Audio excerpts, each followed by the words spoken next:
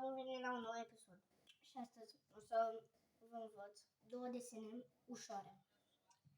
Primul este acesta. Vă faceți forma mâinii pe o foaie. Uitați așa. Și trasați niște linii fără să se interpună cu forma mâinii. Uitați așa.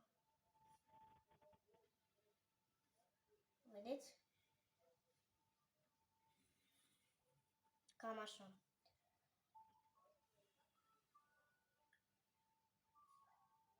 Trasăm liniile.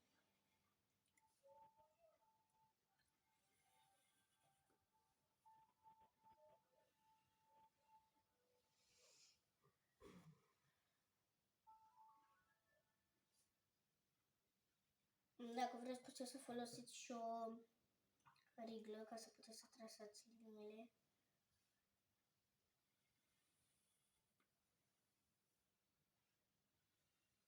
Tragem așa linii până jos.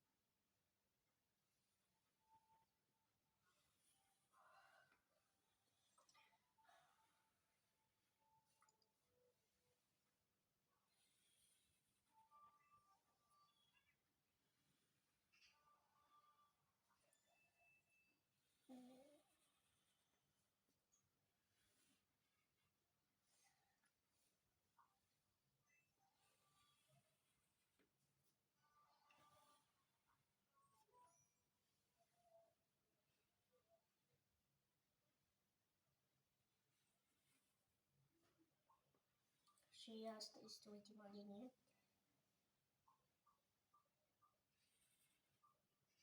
Uitați așa, trebuie să vă iasă. Și acum unim liniile cu niște linii circulare. Uitați așa. Și facem așa, unim toate liniile care nu au venit peste palmă, peste forma mâinii. Uitați așa, cum fac eu acum.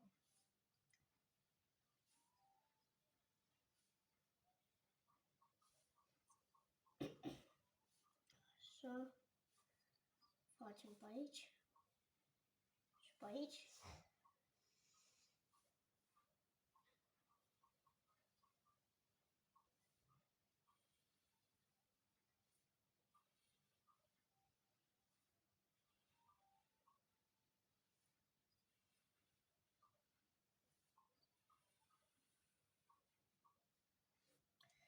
Uitați așa.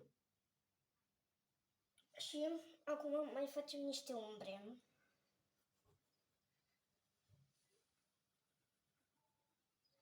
Vă recomand la umbre să țineți creionul numai de aici, și să faceți așa, stați așa și să mișcați doar de aici.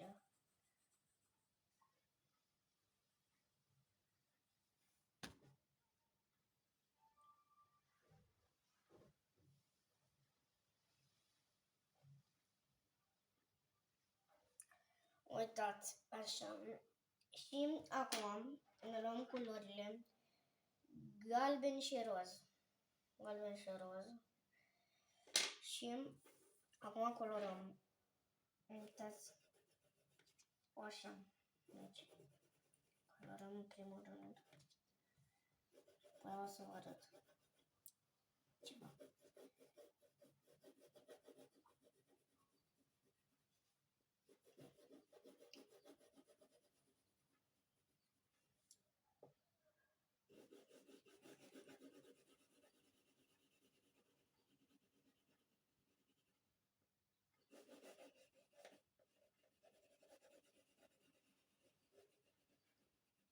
Uitați, colorăm așa primul strat și acum un strat galben, un strat roz, un strat galben, un strat roz.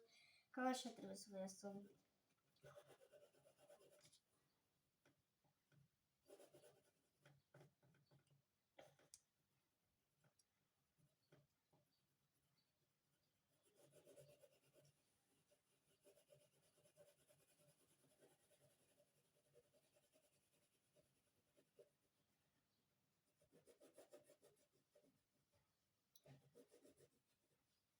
Și colorăm tot așa.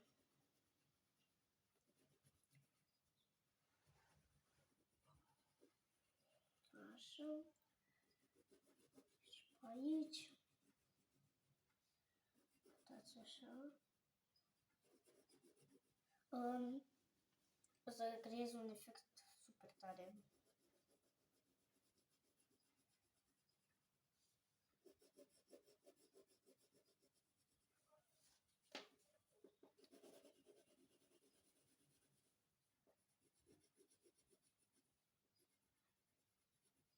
Ok, galben.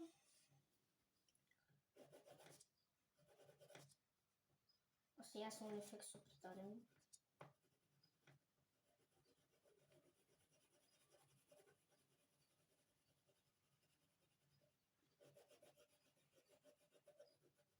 Acum când colorați puteți să atingeți pe aici pe unde ați făcut umbrele. Adică puteți să dați o culoare peste conturul la palmă.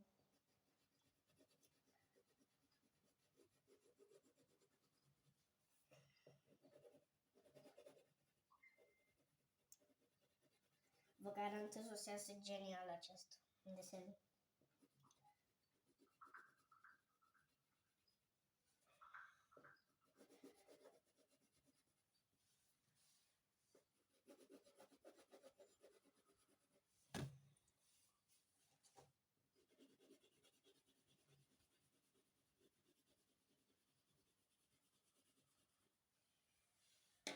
Roz.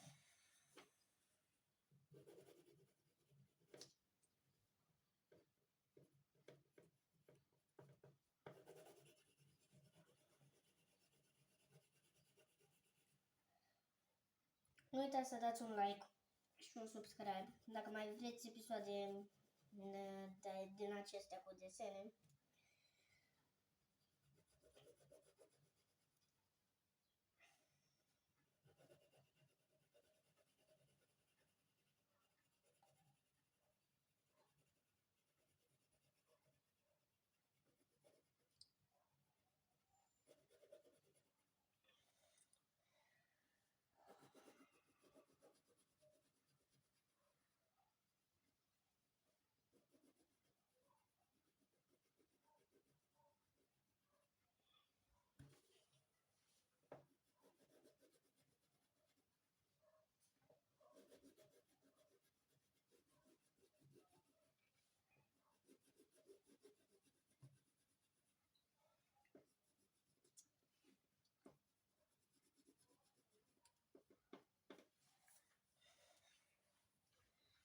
Galben.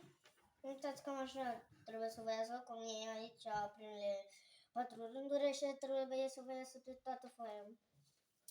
Peste tot unde ați trasat linii. Să fie așa. Și facem galben roz, galben roz, galben roz, galben roz. Fiți atenți aici unde am făcut cu linii circulare să unim liniile, pentru că aici cam tot ăsta face efectul. Toate liniile astea circulare face efectul. Tot efectul. Așa.